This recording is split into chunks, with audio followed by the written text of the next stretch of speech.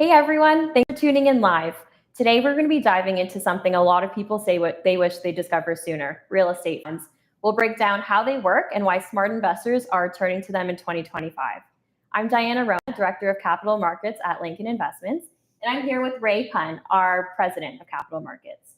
Over the course of his career, Ray has raised more than $2 billion in real estate funds. He brings over 15 years of experience in both the public and private sectors, where he's led high-performing teams and driven major initiatives across the wealth management space. Stick with us. The next 30 minutes might just change the way you think about investing. Ray's going to tackle the real questions people have about real estate funds, from how they work to how just about anyone can get started. So this is your chance to learn what Canada's wealthiest investors are doing right now. And if you're curious to dive deeper as we go on, please feel free to visit investing.lankin.com/smartinvestor. This is also pinned at the top of the chat for easy access. All right, we'll get started. Hey, Ray, how are you? Thanks, Anna, for having me. Yeah, I'm great. Yeah, thanks for joining us. Tell us a bit about yourself and your background. Yeah, sure. So I started my career off in wealth management in the 2000s, and I was in the global asset management sphere. I was at one of the big banks at the time, and it was in that time I bought my first house. And that was the house that I lived in. And you learn to not only be a homeowner, but you learn to be an asset manager. You learn how to finance your property and so on. Mm-hmm. And sort of, I parlayed that to a second property and a third property. And inadvertently, I had become a landlord. So now I'm working in wealth management, and I'm also a landlord having to manage my own property. So learned a lot about real estate, sort of, I guess you could say the tough way, having, getting my sleeves rolled up, getting my hands dirty. And I really learned it the hard way. And I think that was the right way, at least for me to do it. Mm-hmm. And it was about 10 years ago that I entered private equity in the real estate space. And it's great because I was able to blend my extracurricular and my passion with my career, and the two came together. So wealth management meets real estate, and here we are today. Nice. What an extensive background. Thanks for sharing, Ray. Yeah. And I guess to start off and to set the stage for today's conversation, do you mind getting into what are real estate funds? Yeah, sure. So real estate funds, Diana, they're pooled investments. Mm-hmm. And they're pooled from a perspective that they can be held in a trust format, in an LP format. And they could be different types of assets within those pools. Yeah. So before I get into sort of asset classes, let's talk a little bit about the difference of real estate funds in the public market as opposed to the private market. So in the public market, quite simply, these are funds that would be traded on a stock exchange. They would be available through a discount brokerage. Yeah. They would be available through your wealth advisor as well. So you can actually access real estate funds pretty readily in the public market. Now, you can also access private funds, which we also call alternative investments. Yep. And those can be accessed through wealth dealers throughout Canada that offer, as well as exempt market dealers in Canada. And there's dealing representatives, very professional folks that work across the country. Now, with that, you take a look at sort of the asset classes that fall underneath real estate funds. There's one of the most popular is multi-res. Multi-res is simply apartment buildings. Yep. So that's one of the asset classes. There's other asset classes. There's industrial, there's commercial, there's farmland, there's retirement, there's retail, and so on. So you can really pick your asset class or the one that you're most comfortable with. What I find is investors that have knowledge about a certain asset class, they generally lean towards that asset class. Yeah. Now, taking it sort of to the other side of the balance sheet, we talked about the asset side. If we look at the liability side, there's mortgage funds, and that's on the, again, liability side, where there's pooled mortgages that in a similar fashion to the assets being pooled together are put together and structured as what they call a mortgage investment trust, a MIT or a MIC. So those are also available. And the last one I'll talk about is development funds. And development funds are simply buy and hold, generally speaking, a little bit of a longer term in terms of the time horizon. And it could be involved in site development. It could also be involved in actually the build up of some of the asset classes that we just talked about. Yeah, that's great. Tying in your background as an active real estate investor that you mentioned earlier, how is investing in a real estate fund different from just buying a rental property on your own? Yeah, so this is sort of the classic tale of being an investor or being a landlord. Yes. So let's talk about the thrills of being a landlord. So when you're a landlord, we sort of talked about my own history with it. You are in charge of financing. You are in charge of the asset management. You're in charge of collecting the rent check.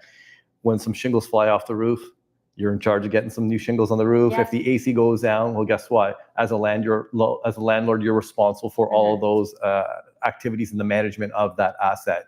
On the flip side, when you own a real estate fund, you don't need to worry about any of that. With a real estate fund, the asset manager or the issuer takes care of all that, and you're an investor. If there's a cash flow, it becomes passive income for you, and really you're not involved in any of the hands-on. It's all professionally taken care of for you. One of the other key differences, Diana, is that when you think about an individual making an investment in a real estate asset, generally speaking, they're buying a condo, they're buying maybe a semi-detached, a townhome, it could be a detached home. Yeah. Generally speaking, a retail level home, which is good, and that's generally speaking what falls within the affordability or availability. Yes. Now, when you buy some or most real estate funds, they're more involved in institutional quality real estate assets.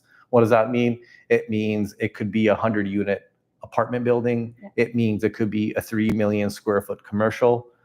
Generally speaking, things that are unaffordable for an individual investor to go out and buy. Yeah. But when you're part of the pool, you now have access to institutional quality real estate assets that you wouldn't as an individual.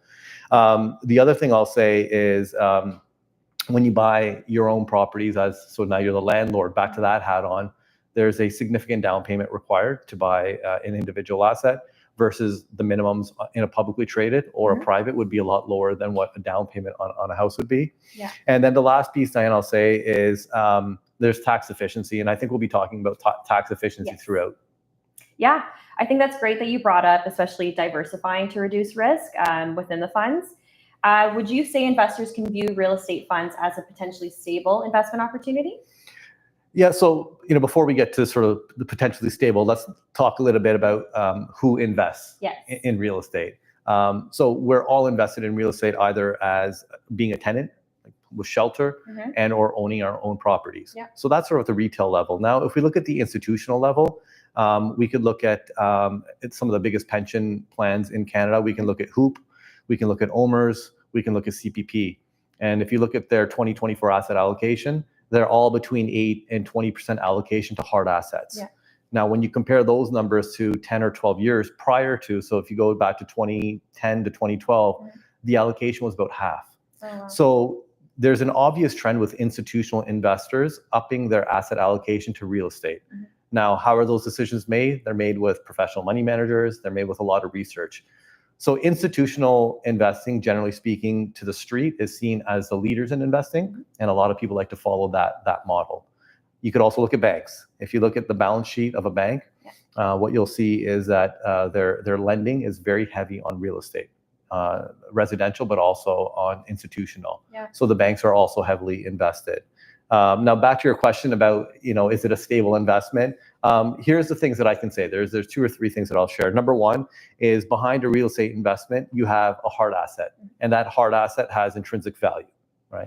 You can maybe jump in your car and you can drive out and see some of these assets depending on where they're geographically located, or you can jump in a plane. So you can actually see these assets that are part of a pool. The other thing that I'll share is in the private space, because they are not traded publicly, they're not open to the same volatility that you would see in a publicly traded real estate fund, which is open to, of course, the volatility. There's a lot of things that drive volatility. I'm not going to get into that in today's webinar, but something to consider is the volatility. And then the last thing I'll say is, from a stability perspective, you get a cash flow, and that cash flow comes from the tenants that are making payment for their contractual agreement, and then that cash flow gets distributed back to the unit holders. So from a stability perspective, there's an ongoing cash flow, or there's a return of your capital that comes back to you. So I think that also lends to the potential for stability with real estate funds. Yeah, I think that's an interesting insight, especially that pension funds are increasing their allocations into private equity for that increased stability. Speaking on the tangibility of these investments, we know interest rates and inflation still impact everything. So how are real estate funds staying competitive in today's market? Yeah, so in the last year and a half, we've seen interest rates come down about 2.25%. Yeah. In the last year, we've seen inflation come down between 1.5% and 2%. Mhm. So it's really what we're seeing is we're in a compressing environment. Your question is, how does that lend to real estate? So there's a couple of things that happen. So first thing is, as an asset owner, this can lower your borrowing costs. When your interest expense is lower, what that does, it helps bolster your net operating income or your NOI. What does that do? That means that there's potentially more distributable cash for the end unit holder as an investor, that they can potentially get more distribution out of it. That's the first thing. The second thing is lower interest rates also stimulates refinances. And what does that do for a fund? Well, you refi, you have the ability to pull out capital or equity from an asset or a project, and then you can redeploy that to buying more assets, which stimulates the growth of the fund. The other piece is increasing asset values. So when interest rates come down, cap rates also come down. Now you're saying, Ray, what's a cap rate? I'm not going to really unpack this too deeply, but a cap rate is simply your annualized operating income, and you divide that by your market value of your asset, and that gives you a percentage. The lower the percentage, the greater the value of the asset, right? So the point that I'm trying to make here is that when cap rates go down, that means your asset values are going up. As an investor, why is that meaningful to you? Well, that means that your unit price is also going up, meaning that the value of your investment is going up. So that's a very good thing. And the last thing I'll say is, in a lower rate environment, the reason why the Bank of Canada would be lowering interest rates is to stimulate the economy, is to stimulate spend. Well, that gives demand for general spending, but it also gives confidence back to Canadians that, hey, look, things seem to be going the right direction. Again, you could debate that in any way that you want, but it's a general term. And when you see equity going back to work, when you see cash coming out of the sidelines, what that does, it does stimulate growth in the economy. Yeah, those are all great points. Maybe specifically referring to cash flow, a lot of people like the idea of passive income. Can you explain how a real estate fund distributes that cash flow to investors? Sure. So let's talk about passive income. Like, what is passive income? Passive income simply is income or revenue that is generated with little effort. Now, in the case of real estate, how this works is there's a contractual agreement between the tenant and the landlord, right? So there's a contractual agreement that, as a tenant, yes, I will pay you X for the lease of this property, right? That's how that works. So now there's cash flow, right? So then you take that cash flow, and then cash flow less operating expenses equals what's left over. And what's left over is your distributable cash. And then that gets distributed across your unit holders, right? So call it a yield or a distributable cash. What's cool here is that distribution that a unit holder receives is highly tax advantageous in the sphere of real estate. And it's called return of capital. You can Google it. You can learn more about it. But return of capital is simply it's a return of your own capital as opposed to a capital gain, interest, or dividends. So it's taxed very differently. So speaking on tax efficiencies, which I think are a great benefit, but looking at all investment characteristics, how does one learn more about what funds are right for them? That's a good question, Diana. So how do you learn more? Look, I would say you got to start with some self-education, right? I mean, if you're going to put your own money to work, your hard-earned wealth to work, you should understand or have a baseline of understanding of where your money is being invested. Definitely. So look, for an individual, you can start with self-education with podcasts, webinars. There's so many newsletters out there. There's a lot of newspapers with articles. So there's a lot of available information online, right? There's no shortage. I listen to quite a few podcasts, various podcasts, but I still listen to real estate podcasts, and you just learn what's happening in the global economy, but also what's happening in global real estate. That's of interest to me. So you can really pick and choose what it is that you're looking to learn or which asset class you want to learn about. But the second piece, though, is the learning will take you so far. There's a lot of professionals that work in this space, whether they work at a large wealth dealer or whether they work in one of the exempt market dealers. There's a lot of professionals that specifically work with real estate funds, both public and private. And I would suggest that if you're interested in learning more, you can also reach out to these professionals. Yeah, I think those are both very good points. You talked about research and doing your own due diligence. What are some important things that investors should look into and uncover?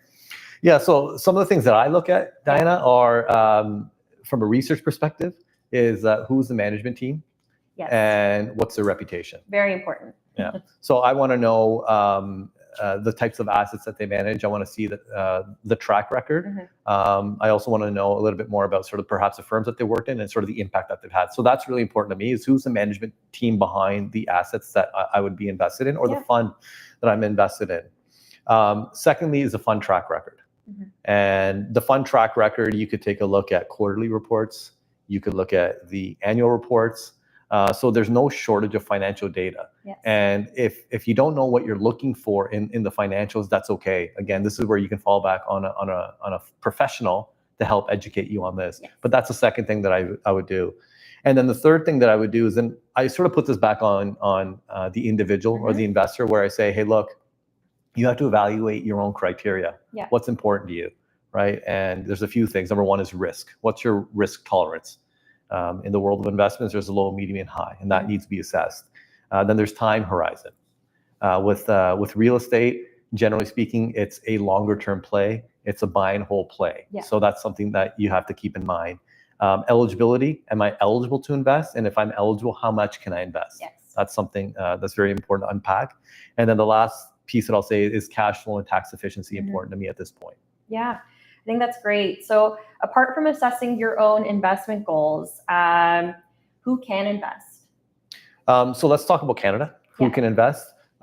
So really, Diana, anyone can invest. Let's start with the public side. So on the public side, if you're comfortable to do your own investing, you can work with an online brokerage, and you can do your own trading with as little as probably a few $100. If you have a larger portfolio and you're looking for that professional management, well, you can deal with a wealth dealer. Yeah. And there's very great advisors out there across Canada, both in the public and in the CRO space, but also in the exempt market space. There's great dealing representatives that are very well versed with assets, with real estate.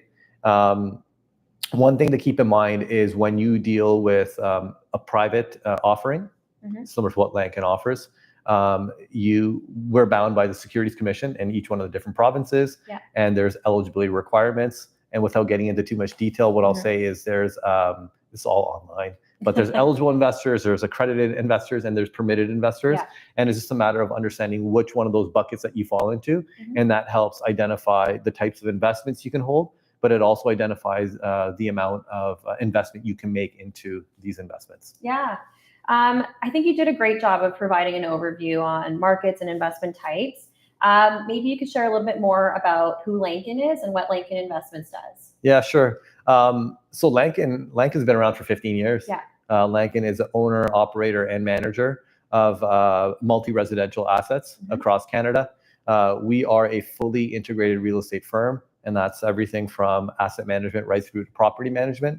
And what's cool is that we're approaching 65 assets under ownership. Oh, wow. And these are in some of Canada's major centers. So Toronto, North York, Brampton, Mississauga, Hamilton, Cambridge, and then we have assets in the Alberta market as well. Yeah.